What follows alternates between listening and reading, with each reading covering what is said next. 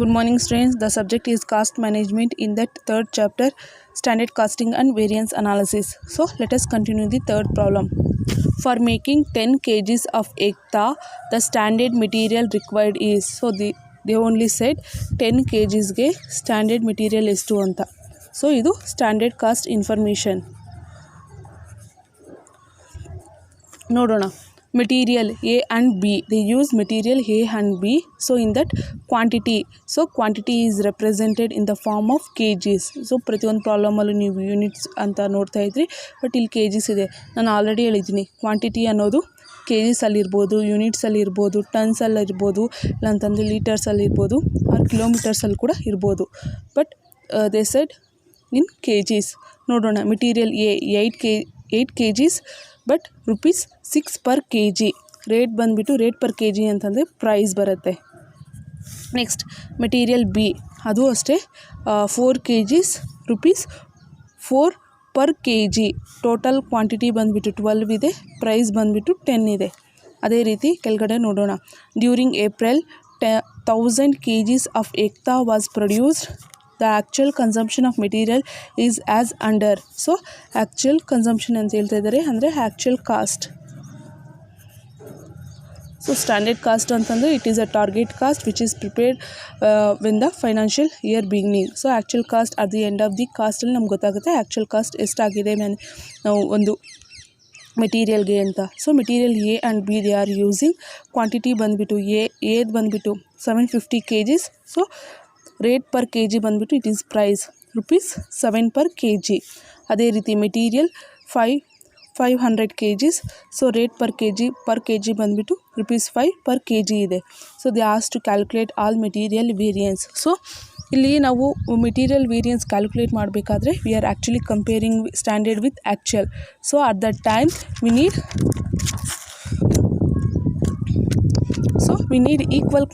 Equal kgs ಅನ್ನೋದು equal ಆಗಿರಬೇಕು. ಇಲ್ಲಿ ನೋಡಿ, we take it as A material B as a example of both standard and actual. ನೋಡಿ, they given standard ಕಾಸ್ಟಲ್ಲಿ they given only 10 kgs information ಮಾತ್ರ ಕೊಟ್ಟಿದ್ದಾರೆ. For example kgs ಬಂದುಬಿಟ್ಟು 8 ಇದೆ, 8 kgs. ಅದೇ ರೀತಿ ನಮಗೆ 1000 kgs ಮ್ಯಾನುಫ್ಯಾಕ್ಚರ್ ಮಾಡಿದ್ರೆ ಎಷ್ಟು ಆಗ್ಬೋದು ಅಂತ. ಸೊ ನಾವು 10 kgs ಮ್ಯಾನುಫ್ಯಾಕ್ಚರ್ ಮಾಡಬೇಕಾದ್ರೆ ಮೆಟೀರಿಯಲ್ 8 kgs ಆಗಬೇಕು. ಅದೇ ರೀತಿ 1000 kgs ಮ್ಯಾನುಫ್ಯಾಕ್ಚರ್ ಮಾಡಬೇಕಾದ್ರೆ ಎಷ್ಟು ರಾ ಮೆಟೀರಿಯಲ್ ಆಗಬೇಕು.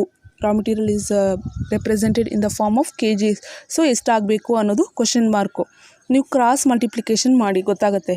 ಆಲ್ರೆಡಿ ನಾನು ಸೆಕೆಂಡ್ ಪ್ರಾಬ್ಲಮಲ್ಲಿ ಹೇಳ್ತಾ ಬರ್ತಾ ಇದ್ದೀನಿ. ಸೊ ಯಾವ ರೀತಿ ನಾವು ಕನ್ವರ್ಟ್ ಮಾಡ್ಕೋಬೇಕು ಅಂತ. ಸೊ 1000 kgs ನಾವು ಏನಾದರೂ ಮ್ಯಾನುಫ್ಯಾಕ್ಚರ್ ಮಾಡಬೇಕಾದ್ರೆ ಎಷ್ಟೊಂದು ರಾ ಮೆಟೀರಿಯಲ್ಸ್ ಯೂನಿಟ್ಸ್ ಬೇಕು, ಕ್ವಾಂಟಿಟಿ ಬೇಕು ಅನ್ನೋದು ನಾವು ಕ್ಯಾಲ್ಕುಲೇಟ್ ಮಾಡಬೇಕು. ಸೊ ಕ್ರಾಸ್ ಮಲ್ಟಿಪ್ಲಿಕೇಶನ್ ಮಾಡಿದ್ರೆ ನಮಗೆ ಸಿಕ್ಕತ್ತೆ 1000 kgs into 8 divided by 10. 1000 kgs into 8 divided by 10, it is 800 kgs ಬೇಕಾಗುತ್ತೆ. ಕ್ವಾಂಟಿಟಿ ಬಂದುಬಿಟ್ಟು 800 kgs. ಇದು ಯಾವುದು ಮೆಟೀರಿಯಲ್ ಎಗೆ. ಅದೇ ರೀತಿ ಮೆಟೀರಿಯಲ್ ಬಿಗೆ ನೋಡೋಣ. So better we write here only given information.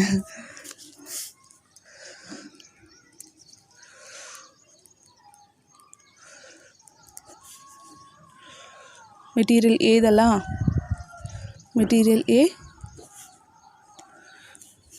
Quantity ಅಂತ ಹಾಕೋಣ. So standard casting.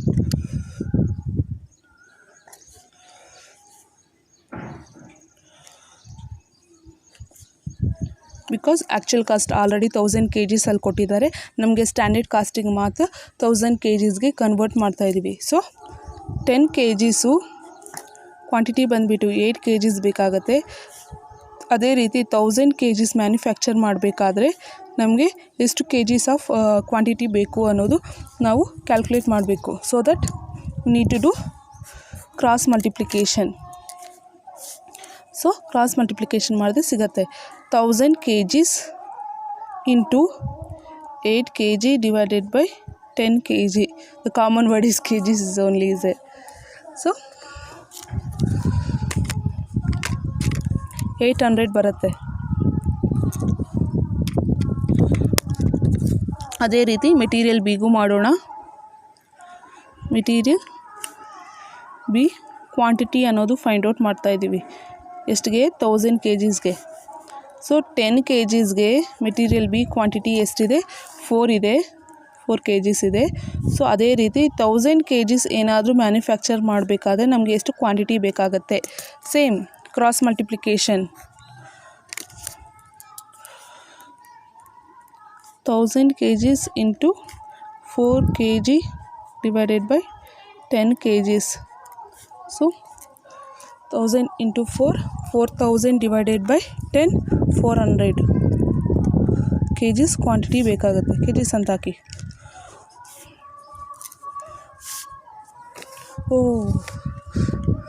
Wait.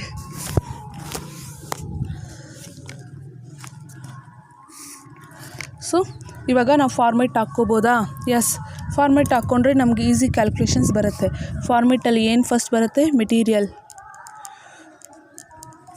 Next standard material A B, next total. So ಇವಾಗ ಫಾರ್ಮೆಟ್ ಅನ್ನೋದು ಬರೆಯೋಣ. ಫಸ್ಟು ಸ್ಟ್ಯಾಂಡರ್ಡ್ಗೆ ನಾವು ಎಷ್ಟೊಂದು kgs ಫೈಂಡ್ ಔಟ್ ಮಾಡ್ತಾಯಿದ್ವಿ. 1000 kgsದು ನಾವು ಮ್ಯಾನುಫ್ಯಾಕ್ಚರ್ ಮಾಡ್ತಾಯಿದ್ವಿ. ಅದೇ ರೀತಿ ಆ್ಯಕ್ಚುಯಲ್ಲೂ ಅಷ್ಟೇ 1000 kgs ಮ್ಯಾನುಫ್ಯಾಕ್ಚರ್ ಮಾಡ್ತಾಯಿದ್ದೀವಿ. ಸೊ ಈ 1000 kgs ಮ್ಯಾನುಫ್ಯಾಕ್ಚರ್ ಮಾಡಬೇಕಾದ್ರೆ ಎಷ್ಟೊಂದು ಮೆಟೀರಿಯಲ್ಸ್ ಬೇಕು, ಅದು ಪ್ರೈಸ್ ಎಷ್ಟು ಅಂತ ನಾವು ಫೈಂಡ್ ಔಟ್ ಮಾಡ್ಕೋಬೇಕು. So quantity, price or rate, total in rupees. So ಇದು ಅಷ್ಟೇ, quantity, price,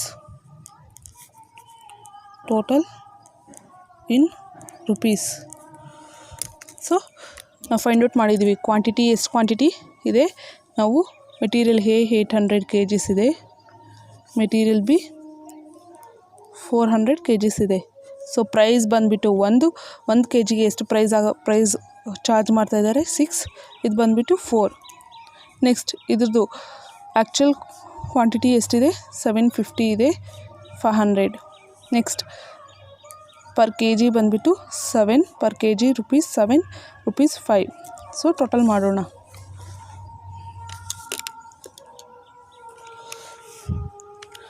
$800 plus 400 it is 1200 total kgs.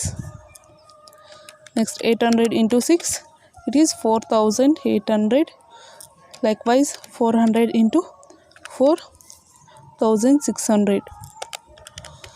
So total ಬಂದುಬಿಟ್ಟು 6400. ಇದು ಬಂದುಬಿಟ್ಟು ಸ್ಟ್ಯಾಂಡರ್ಡ್ ಕಾಸ್ಟ್ ಟೋಟಲ್. ಅದೇ ರೀತಿ 750 ಪ್ಲಸ್ 500, 1250. ಇದನ್ನು ಇನ್ನೊಂದು ವರ್ಡಲ್ಲೂ ಹೇಳ್ತೀವಿ. So actual usage of material ಕೂಡ ಅಂತೀವಿ ಇದನ್ನು. Total quantity. Next one is 750 plus 7. So sorry, plus ಬರಲ್ಲ, ಇಂಟು ಬರುತ್ತೆ. 750 into 7 it is 5250. Likewise 500 into 5, 2500. Total ಮಾಡೋಣ. 7750 ಸಿಕ್ತು. ಇವಾಗ ಫಾರ್ಮುಲಾಗೆ ಹೋಗೋಣ. Formulas. First one is, first what we need to calculate? We need to calculate calculation of material cost variance.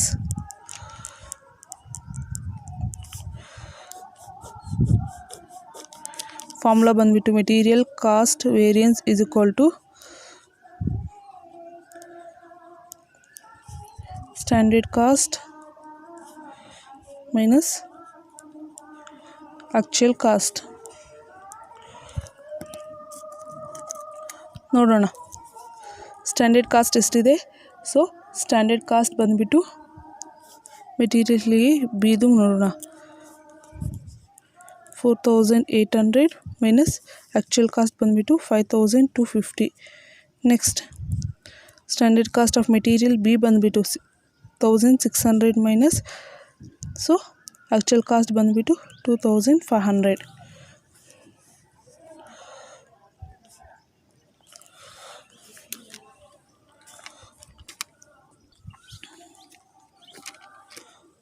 4800 minus 5250 ಮಾಡಿದ್ರೆ minus 450 ಬರುತ್ತೆ adverse.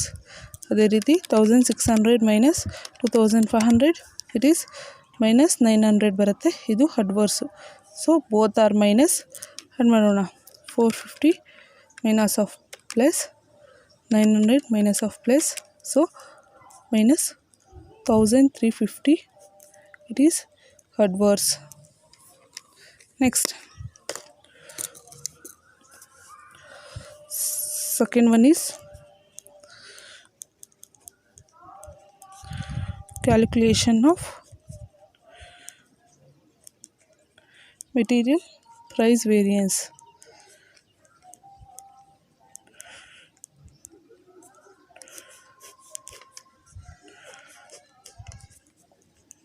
Material price variance is equal to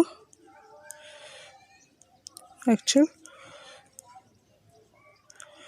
quantity into standard price minus actual price.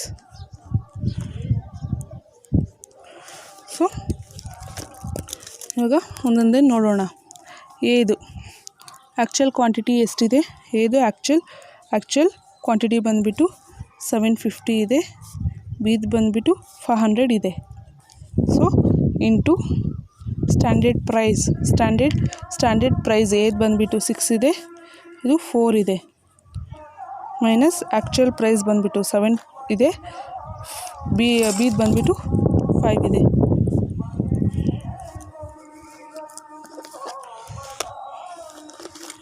Calculate ಮಾಡಿ ನೋಡೋಣ.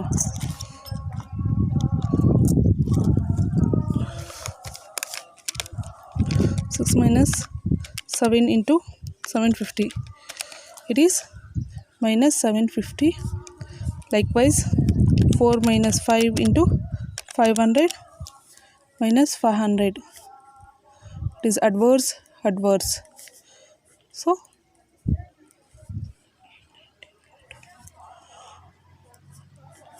adverse ಬರುತ್ತೆ ಎಲ್ಲ.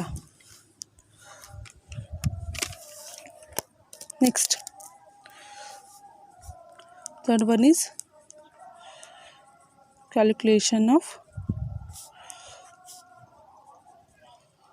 material usage variance.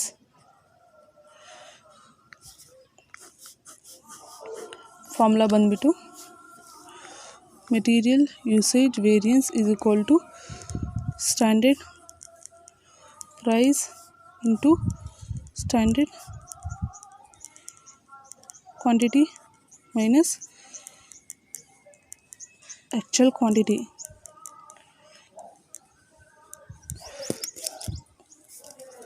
A B standard price ನೋಡೋಣ. 64 ಇದೆ, 64. Next one is standard quantity ಬಂದುಬಿಟ್ಟು 800 and then 400 ಇದೆ, minus actual quantity ಬಂದುಬಿಟ್ಟು 750 ಇದೆ, 500 ಇದೆ. ಸೊ ನೋಡೋಣ. 800 minus 750 into 6, it is 300 favorable. ಅದೇ ರೀತಿ 400 minus 500 into 4 minus 400, it is adverse. So 300 plus of minus 400, it is minus 100 adverse. Next, fourth one is calculation of material mix variance.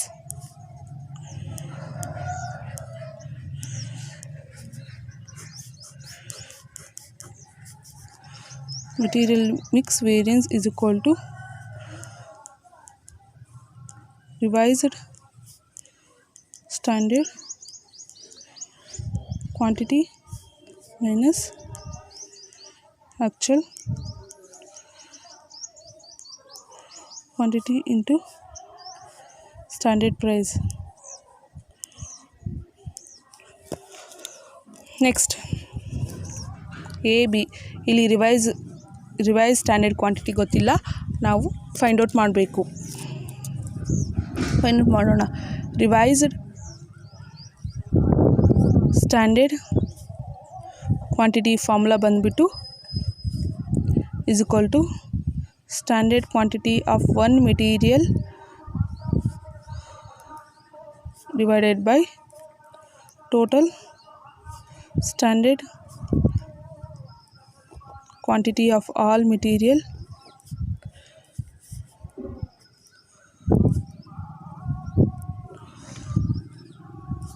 into total actual quantity of all material.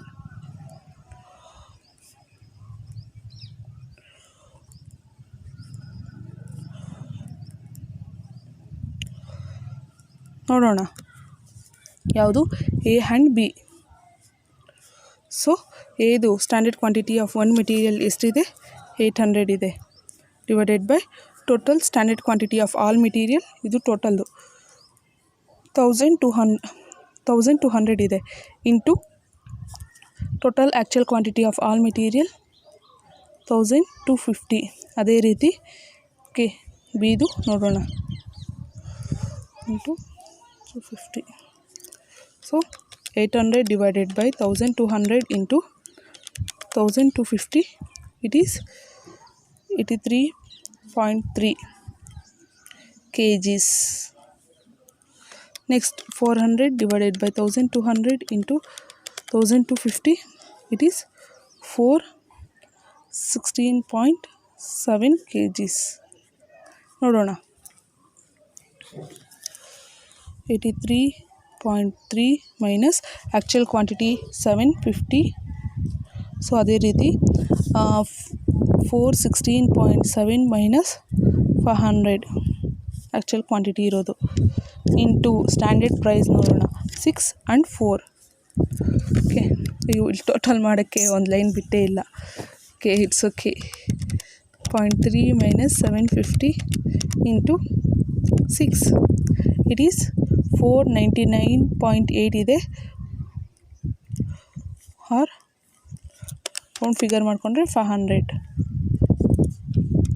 416.7 minus 500 into 4, it is 3 minus 333.2.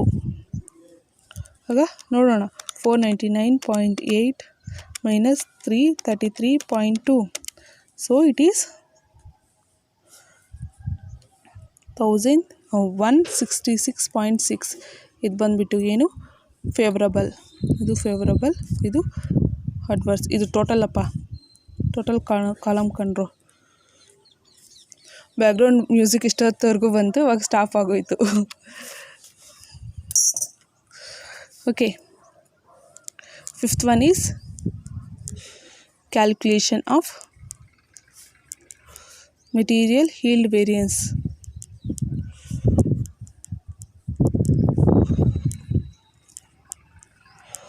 So ಇದು important ಕಂಡ್ರೋ, ಇದು ಜಾಸ್ತಿ ಇದೆ ನೋಡ್ಕೊಳ್ಳಿ information calculate ಮಾಡೋದು. So material yield variance is equal to actual yield minus standard yield into standard output price.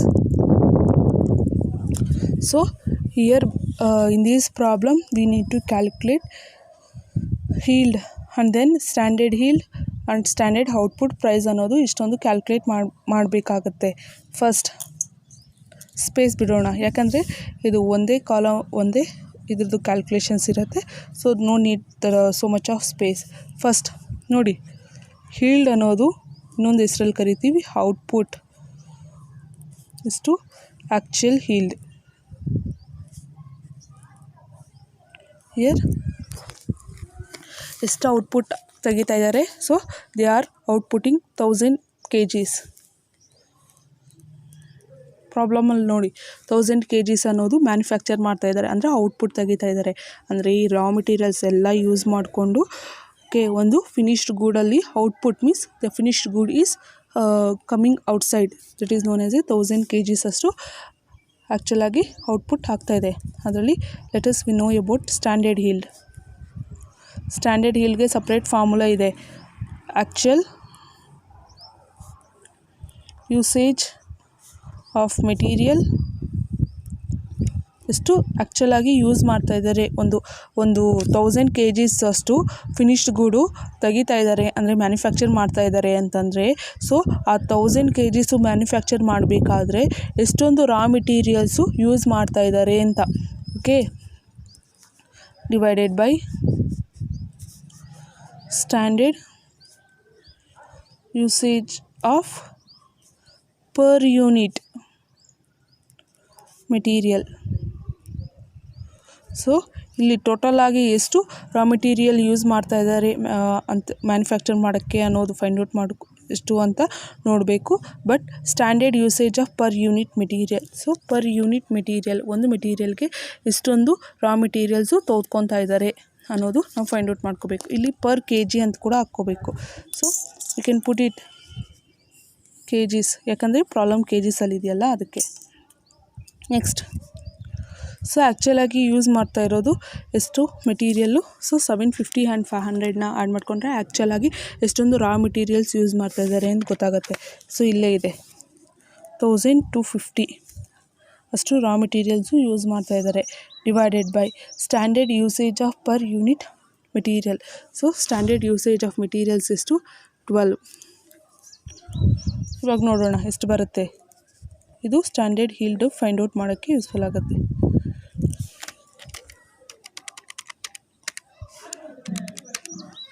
One naught 4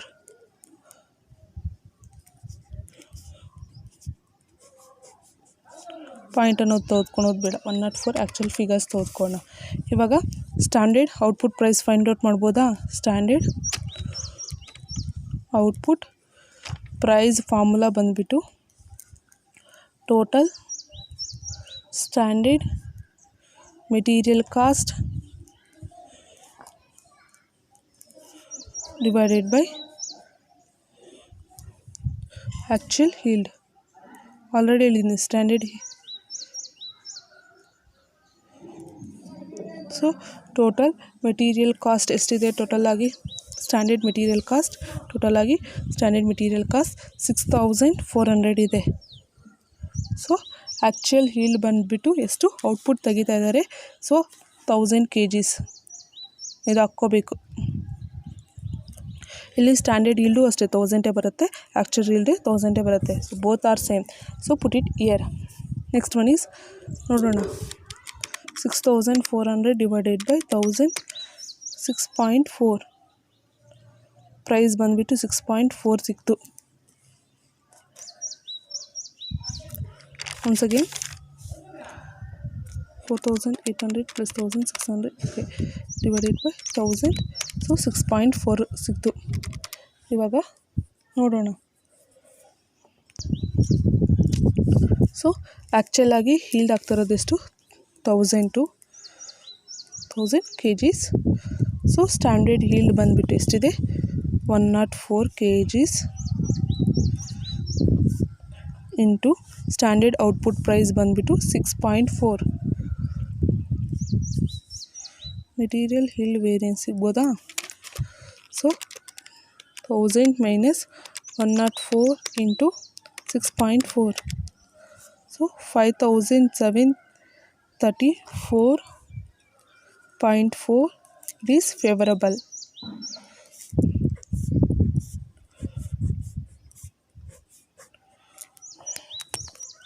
This is the solution for third one.